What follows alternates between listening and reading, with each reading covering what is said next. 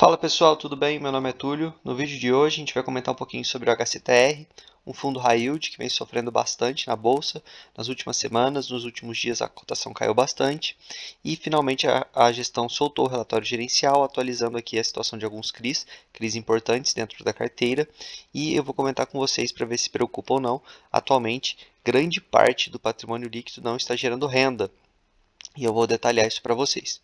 Pessoal, antes de começar o vídeo em si, eu só quero deixar aqui dois recados. O primeiro, não é recomendação de compra nem de venda, ok? E a gente tem que analisar o fundo de forma isenta. Se você tem ou se você não tem o fundo, não tem que tomar um partido de acordo com a sua torcida. Se você tem, você não vai enxergar os erros, e se você não tem, você só vai enxergar os erros. Nem tudo é preto e branco, é uma grande região cinza. Tem pontos muito ruins, tem pontos mais ok, e assim a gente vai comentando. O importante é você que está investindo no fundo saber o que você está investindo. Se você entender que nesse preço e o risco que está envolvido vale a pena, tenha o fundo e regule a exposição que você tem dentro do fundo, ok? Bom, dito isso, vamos começar o vídeo. Então aqui a gente vê que o fundo tem 2,6 bi de patrimônio líquido, o valor da cota mercado 87 foi quando o relatório foi fechado, agora a cota está por volta ali de R$ 71, mas chegou a cair até 60 e poucos, mais de 211 mil cotistas, taxa de administração 1,20, mais 10% de taxa de performance sobre o que exceder o CDI. Então aqui uma taxa até cara, né?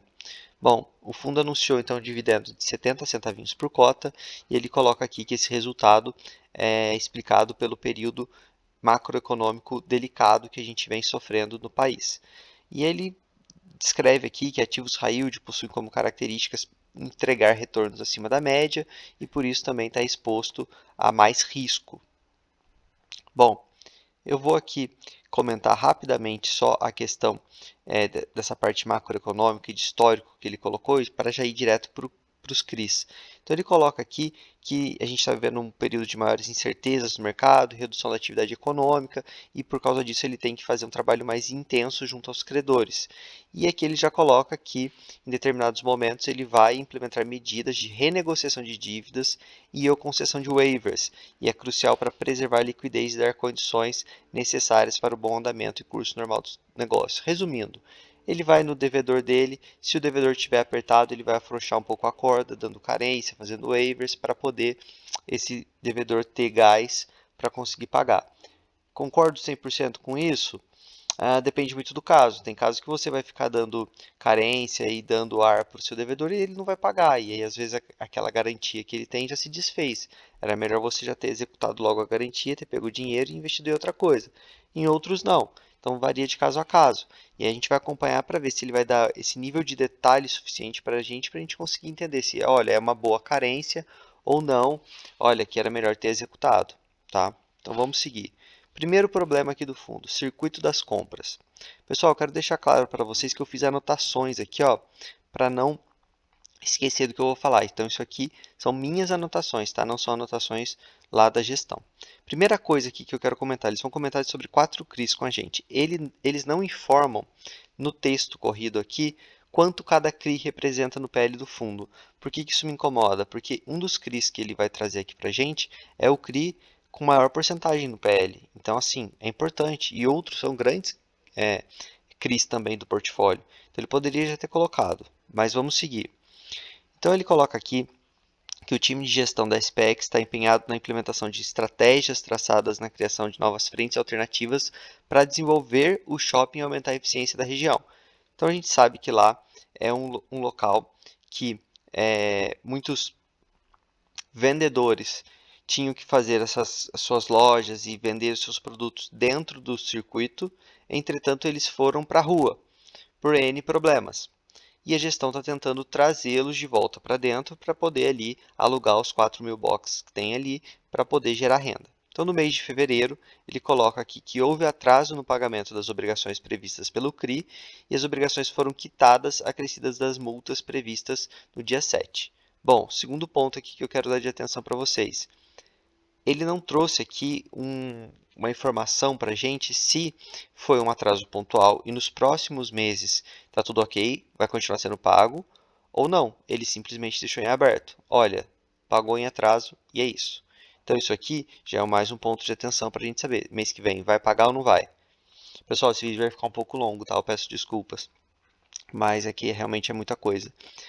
Bom, a performance do shopping tem sofrido influências de alguns fatores externos. A competição com o comércio informal que toma as ruas é prática cultural na região. Apesar deste cenário, a ocupação do espaço Boulevard Térreo Shopping do Circuito das Compras, que são os locais de mais fácil acesso, encontra-se com aproximadamente 90% de locação. Bom, o que ele quer dizer aqui? Que a parte de baixo está completamente locada, mas a gente sabe que lá tem mais de um andar. Então, e o andar de cima? A gente não teve a informação. Pelo que eu vi a última vez, faz muito tempo que eu não olho isso, a parte de cima estava bem vazia. Aqui eu preciso destacar para vocês, pessoal, que o Circuito das Compras estava sofrendo uma investigação policial, envolvendo lá várias questões, acho que até prefeito da cidade, não tinha muita coisa. E não teve aqui nenhuma informação quanto a isso. A gestão simplesmente passou. Inclusive aqui ela coloca algo que é até polêmico, palavras da gestora. A campanha de desinformação promovida e sustentada por grupos alheios à operação, que inibem a assinatura de novos contratos e incentivam lojistas do empreendimento a não efetuarem pagamentos de aluguel e luvas com pretexto de que as cobranças são ilegais e indevidas. Então ele está falando que aqui esse é um dos motivos por ali não estar performando tão bem. Bom, complicado, isso aqui é uma alegação grave e, enfim, eles que arquem com as consequências, enfim, que sustentem isso ou que tragam mais informações para a gente quanto a isso, né? Não sei se isso aqui tem relação com a Suno, eventualmente, enfim. Aí ele destaca aqui que os valores cobrados por metro quadrado, que é algo que o pessoal critica bastante, é regido pela prefeitura via contrato de concessão e não é permitida a cobrança de luvas ali nos boxes. Então, ele está dizendo que é como se fosse tabelado, né? Não tem como eles aumentarem. Já para as lojas que visam atender comerciantes maiores, aí sim eles podem cobrar essa luva. Mas ele também não trouxe aqui informação de como que tá, se tem bastante lojista que está pagando luva, se não está, enfim. E aqui, novamente, foi o que eu falei no começo, o CRI vai pagar mês que vem? Tem alguma previsão? A gente não sabe. Então, o circuito das compras é basicamente isso. CRI One Holding. Ele começa aqui descrevendo o que é. Então, a CRI One Holding tem como propósito o financiamento e crescimento da One via fornecimento do capital necessário para investimentos no desenvolvimento de novos projetos, aquisição de terrenos e desenvolvimento do início de obras, até que esses projetos acumulem vendas suficientes para que os investimentos necessários em obra sejam obtidos via financiamento do projeto. A One é uma empresa líder do segmento de incorporação com foco em multipropriedade e possui forte presença na indústria hoteleira brasileira. Então, beleza. Multipropriedade, hoteleiro, ok? Resumindo. Então ele fala que a desaceleração da economia e maior cautela na decisão do consumo impactaram negativamente as perspectivas de crescimento e vendas da companhia. Resumindo, a companhia não está bem. E aí o que aconteceu? A UAM promoveu a troca dos seus principais executivos no último semestre de 22. Então, para que a companhia possa se adaptar a este cenário, ou seja, a economia da empresa não está boa, eles fizeram troca dos executivos, que é algo que demonstra que está ali complicada a situação, é uma atitude já mais drástica por parte da empresa. Então, para que a companhia consiga se adaptar a este cenário, com uma velocidade de vendas menor e o maior nível de distrato, está em negociação um waiver para readequação do fluxo de caixa. Vale ressaltar que a operação conta com uma estrutura robusta de garantias, além de números relevantes em seu projeto de multipropriedade, que acumulam carteira recebíveis e estoque em mais de 1,9 bilhão, considerando apenas os projetos já lançados e resultados robustos. Bom, deixa eu ver o que eu anotei aqui para vocês. Exatamente. Quais são os waivers? A gente não tem aqui nenhuma informação. Nenhuma. Não dá nem para comentar sobre isso. E aí, nesse caso, também é uma posição relevante e se tem aqui uma garantia tão robusta, será que não seria o caso de tentar executar, colocar esse dinheiro para dentro e aportar em uma outra operação com um pouco menos de risco, até para balancear, ok, que é um high yield, mas é um high yield aqui que a gente está com um PL muito comprometido. Então, será que não seria o caso? Não sei, precisaria de mais informações desse waiver. Pessoal, se estiverem gostando do conteúdo, se inscreve no canal para não perder nada. Estou me esforçando bastante. Esse vídeo aqui deu bastante trabalho, mas eu quero informar vocês o máximo possível, então eu posto 2 vídeos por dia. A inscrição me ajuda bastante. Seguindo, CRIHOPE.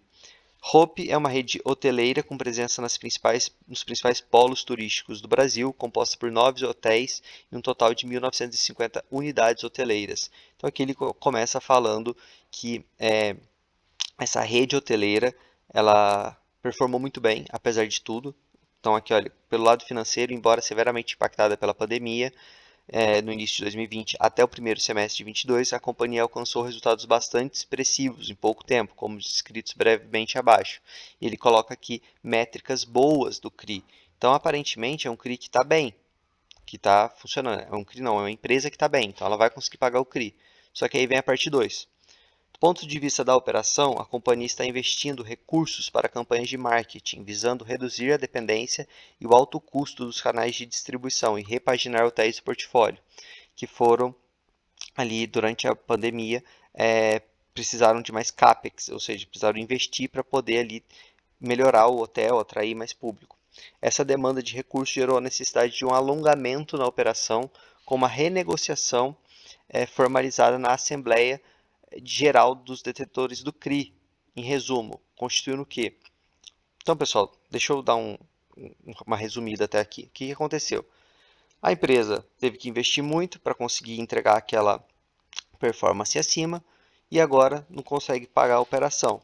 Então, diante disso, teve uma assembleia e eles tiveram que reperfilar a dívida. Então, eles reperfilaram o CRI, dando concessão de carência de juros e amortização até dezembro, ou seja, não vão pagar nada. E em contrapartida, teve o aumento da taxa da operação de IPCA mais 10, para IPCA mais 10, e na outra série para IPCA mais 13,34. O waiver fee de 3 milhões, possibilidade de indicação de um membro do conselho de administração da companhia pelos investidores do CRI. Então, resumindo, deu uma carência longa, esse CRI, tudo aqui que vai, que seria recebido via esse CRI até final do ano não vai precisar ser pago. Em contrapartida, eles conseguiram melhorar de fato um pouco a taxa. Só que assim, você está colocando mais risco. Você empurra essa dívida para o ano que vem, e no ano que vem a empresa vai ter que estar bem para conseguir pagar uma taxa ainda maior. E também quero destacar aqui essa possibilidade de indicação de um membro do conselho de administração da companhia pelos investidores do CRI. Então, uma situação delicada, ok, uma pessoa lá dentro seria bom, mas está precisando de uma pessoa lá dentro para poder acompanhar a empresa mais de perto, então assim, complicado. E foi o que eu falei, que a roupa está super bem, mas precisa de reperfilamento, e aí tem essa carência de juros e amortização até o final do ano para o principal CRI do fundo. Essa aqui é a maior posição do fundo, tá, pessoal? Vou mostrar para vocês, é mais de 10% do PL. Então, só aqui a gente já tem 10% do PL que não vai pagar nada até o final do ano. Seguindo, Carvalho Hosken. Esse aqui é um CRI que está aqui em várias carteiras, né? A gente viu aqui em vários vídeos, no Ouro Invest, no JPPA, se eu não me engano o SNCI tem também, não sei se é a mesma série, mas é da mesma empresa, enfim. E ele coloca o seguinte, que a empresa está bem, que ela tem muitos ativos e que, apesar desses ativos somarem mais de 25 bilhões, o capital encontra-se concentrado em terrenos para desenvolvimento de novos bairros planejados e possui uma menor liquidez quando comparado a imóveis prontos. Então, dessa forma, para pagamentos dos juros do CRI Carvalho Hosken 3, presente na carteira do fundo, a companhia está negociando a venda de algum desses ativos e depende da evolução das conversas para poder efetuar os pagamentos conforme o planejamento inicial. O CRI conta com garantias constituídas que somam uma área total de 45 mil metros quadrados, além do aval do controlador da companhia na pessoa física. Então é o seguinte, vai ter que esperar a venda dos ativos para receber. Aí aqui, não sei, teria que, né, ter um pouco mais de detalhe com a empresa para saber se compensa esperar ou não. Mas aí nesse ponto é um CRI pequeno, pelo que eu me lembro, teria que confiar na gestão porque ela não pode ficar abrindo detalhes da negociação. Nesse caso, dependendo de como estiver a evolução da conversa para a venda desses imóveis, compensa mais você esperar a venda para receber do que executar a garantia que vai demorar mais. Mas aí cada um aí tem que ver se vai confiar na gestão ou não. E aí, pelo que eu anotei aqui, não vai pagar, pelo que eu entendi, a gestão vai aguardar e, se necessário, irá executar as garantias. Exatamente isso. Vai aguardar agora. A gente não sabe até quando vai aguardar também, né? Bom, DRE, a gente consegue ver aqui que o total de receitas foi bem menor em fevereiro, né? A gente pode ver nos outros meses, ó, 29, 26, aqui foi 18. Mas eu quero destacar para vocês o seguinte: no mês passado a gente teve 18 milhões em juros de CRIs e em fevereiro a gente teve 7. Ou seja, por que caiu tanto os juros dos CRIs? A carência que eles informaram acima já estava valendo para fevereiro ou vai começar a valer a partir de agora que eles publicaram esse relatório, ou seja, todos esses CRIs que não vão pagar, eles não vão pagar a partir de março. Se for isso, o rendimento tende a cair mais ainda. Se não for isso, se já está em carência, a gente vai ter aí um rendimento na base de 70, 80, dependendo da inflação até um pouco mais. E aí isso seria o base. Então não tem como a gente saber. Bom, quero destacar aqui também total de despesas, porque nos próximos relatórios a gente vai ver que a taxa é em cima do PL, não do valor de mercado. Então a gente deve manter aqui essas despesas do fundo, tá? E também quero destacar aqui que apesar de terem distribuído bem pouco, conseguiram ainda fazer uma reserva de lucro. Então, se eles distribuíssem tudo, talvez uns 78, 79 centavinhos. Tá? Então é isso aqui que a gente consegue ver da DRE. Falta aqui, como eu disse, uma explicação quanto a essa questão aqui dos juros, porque caiu bastante, né? Quase 11 milhões e meio. Eu quero mostrar para vocês agora ali no descritivo dos ativos para a gente somar, para ver quanto que do PL está comprometido. Antes disso, só queria mostrar aqui ó, o indexador, então IPCA mais 10,3, IGPM mais 10,7, CDI mais 4,6 são as taxas médias aqui da carteira. Tá? FIIs, quero destacar essas duas posições que a gente sabe que não estão gerando renda também, né? É uma coisa mais para o futuro. Não vou nem entrar aqui nessa discussão, porque o vídeo já está muito longo, tá? Mas quem procurar vai entender que essas posições não geram renda. Então vamos lá. Circuito das compras. Somando aqui 7,56% no CRI Circuito das Compras, que não sabemos se vai pagar.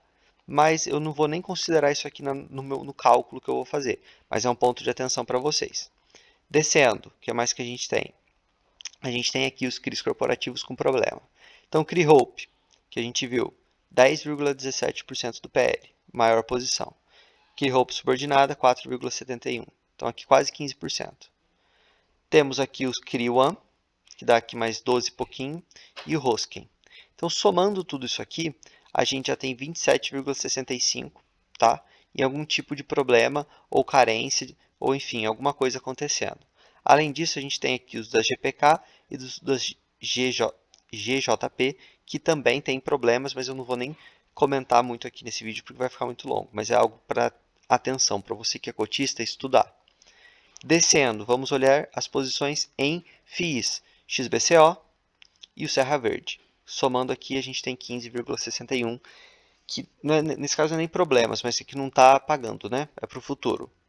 Então a gente soma tudo isso, você tem ali 40 e tantos por cento. Se você colocar ainda o circuito das compras, você passa de 50% do PL comprometido de alguma forma. Ou não está gerando renda porque vai gerar no futuro, ou está com amortização, ou está ali na iminência de atrasar. Então, assim, 50% do PL comprometido de alguma forma. Aí vai de cada um analisar. A R$ 70 vale a pena? A 80 vale a pena? Tem que cair mais? Façam suas estimativas com 50% do PL gerando renda. Quanto que vai pagar por cota? Então, eu vou aqui para a conclusão, as considerações finais, e aí vai de cada um analisar para ver se compensa ou não. Primeiro ponto. Boa parte do PL não está gerando renda, por estar com problemas ou em carência, e por ter que reperfilar a dívida. Lembrando, reperfilou a dívida, em regra, você aumentou o risco, porque em contrapartida, para você dar uma carência ou qualquer coisa, você vai aumentar a taxa. Só que o devedor já não estava conseguindo pagar a taxa anterior. Ele vai conseguir se recuperar para pagar a próxima taxa, que está mais alta? Então, tenham isso em mente. Segundo ponto. Existem outras operações com taxas que ficaram obsoletas para o intuito do fundo. Se vocês olharem aqui, se eu não me engano é o CRI Loteamento Goiás, algumas coisas assim, você vai ter ali taxas pré-fixadas, que eles pegaram a 10%. Só que com a Selic a 13,75, essa taxa ficou boa para o devedor, que está pagando um valor menor. Então, talvez, não sei se eles conseguiram fazer esse giro, porque vai vender no prejuízo.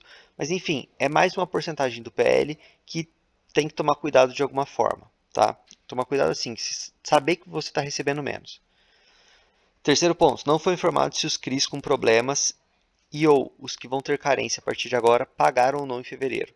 Assim sendo, não dá para projetar se os 70 centavos são ou não recorrentes. E aqui eu emendo falando o seguinte, faltou um guidance. Faltou um guidance de uma banda inferior até uma banda superior. Olha, no pior dos cenários, eu vou pagar 50 centavos.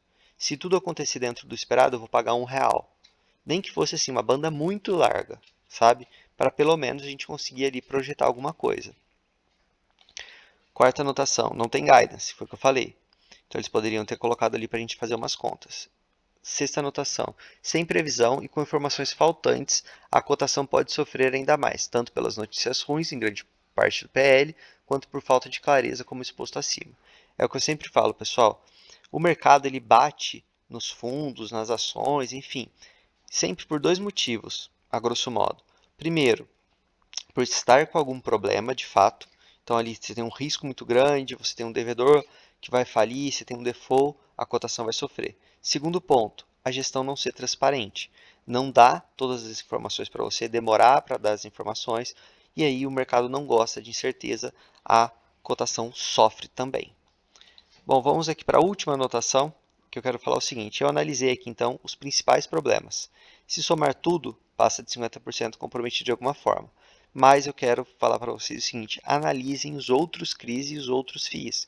É um fundo com bastante ativo e tem mais coisa aqui dentro que ainda não deu problema, mas que de alguma forma tem algum risco, ou não está gerando renda, ou está uma taxa que está obsoleta pelo momento, enfim.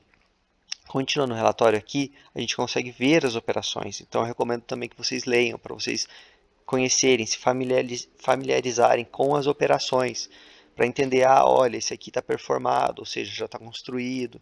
Então, se a gente tiver que executar a garantia, eu vou receber algum valor. Olha, esse aqui está em obra ainda. Se está em obra e der problema, vai ficar mais difícil eu receber meu dinheiro. E aí vocês conseguem realmente entender qual é o risco desse fundo e se estiverem confortáveis com o risco, o preço, achar que está fazendo sentido o risco-retorno, coloca na carteira.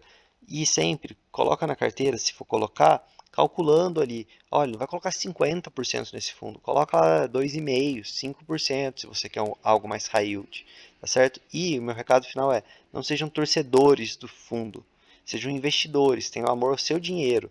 Se deu problema, ficou ruim, sai do fundo, passa a régua e vai para outro. Tem 400 fundos no mercado. Então, não se apeguem à gestão, ao fundo, não tem um apego emocional. Deu ruim, saiu. Tá ótimo, continua. Beleza, pessoal? Se vocês gostaram do vídeo é isso. Desculpa o vídeo longo, mas é que tinha muita coisa para falar e eu queria falar de forma bem detalhada. Espero ter contribuído. Se vocês gostaram do vídeo, deixa o like, se inscrevam, lembrando no grupo do Telegram, no primeiro link, no primeiro comentário e na descrição. Valeu!